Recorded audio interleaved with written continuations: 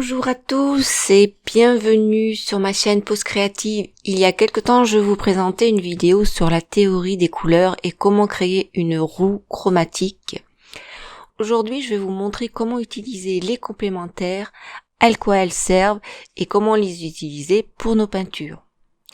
En premier, nous allons monter des gammes avec nos 3 couleurs primaires, c'est-à-dire le rouge, le bleu et le jaune, en y ajoutant leurs complémentaires, le violet, l'orange et le vert. Et vice-versa, c'est-à-dire les couleurs complémentaires, l'orange, le vert, le violet, avec leurs couleurs primaires.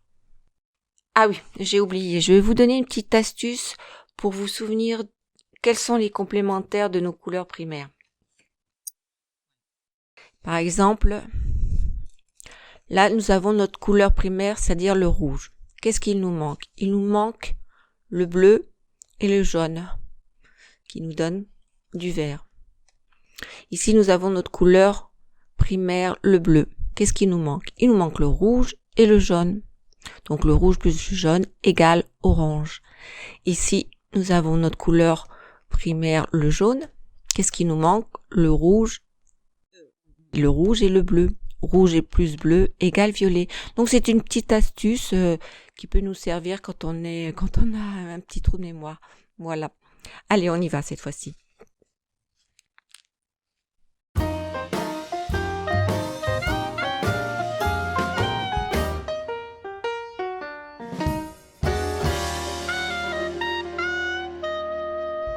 Je vais commencer par poser du rouge que je dépose sur ma palette. Vous pouvez choisir tous les rouges que vous avez.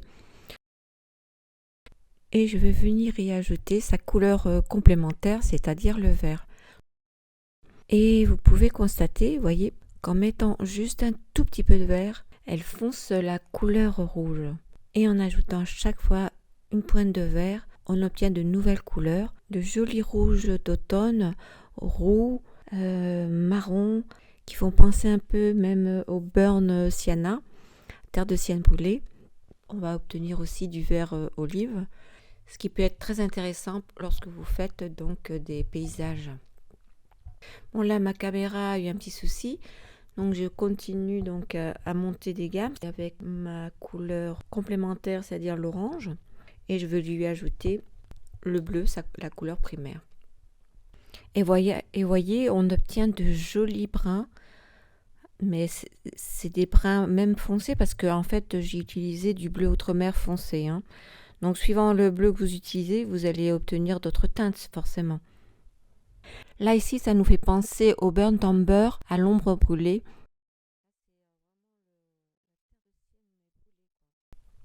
Et plus je vais monter la gamme, je vais me rapprocher du bleu et je vais obtenir avec l'orange un bleu marine sublime.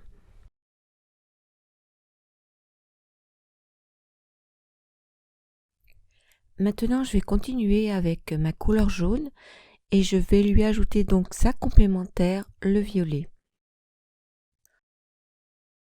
En mettant juste une touche de violet, ça fonce très très vite la couleur jaune et ça nous donne des teintes dorées.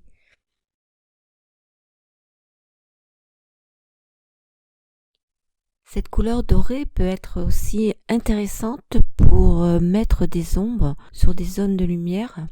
Et vous pouvez utiliser également donc le violet, donc sa complémentaire, lorsque le jaune primaire est sec, de poser juste un glacis léger et cela donnera un jaune lumineux à travers l'ombre. Donc c'est intéressant. Et vous voyez, plus je monte la gamme, plus la couleur donc elle fonce. Et si vous utilisez d'autres jaunes comme du jaune de Naples, du cadmium ou du jaune primaire, vous allez obtenir d'autres jaunes intéressants en passant par des jaunes dorés et une multitude de beige, beige doré, beige marron.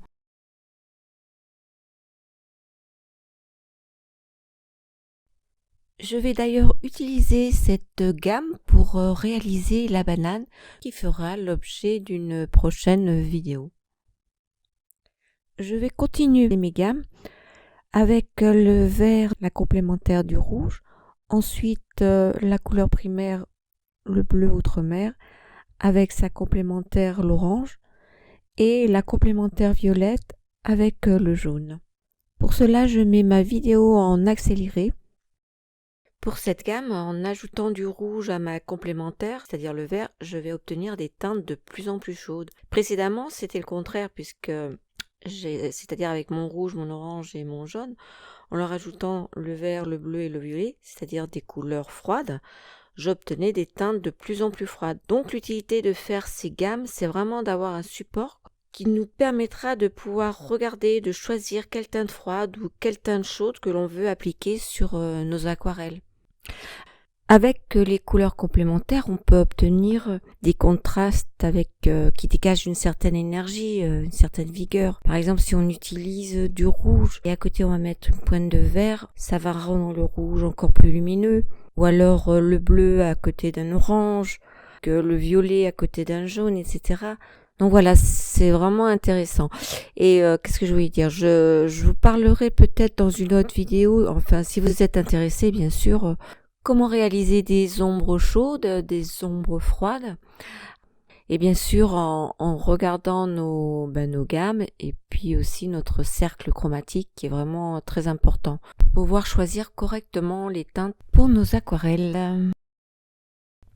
Et nous pouvons obtenir avec nos couleurs tertiaires une infinité d'autres nuances.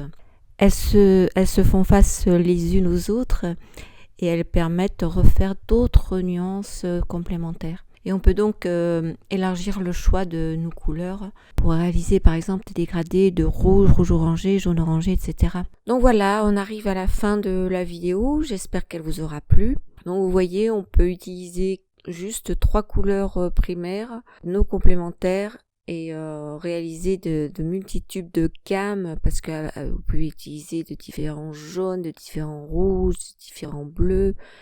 Et on obtient des gammes multiples, quoi. Donc, ce qui est important, en fait, c'est quand vous choisissez vos aquarelles, il faut regarder vraiment au niveau des pigments, c'est-à-dire qu'il faut éviter vraiment d'avoir 10 000 pigments, quoi. Et on se retrouve avec des teintes pas très jolies, quoi.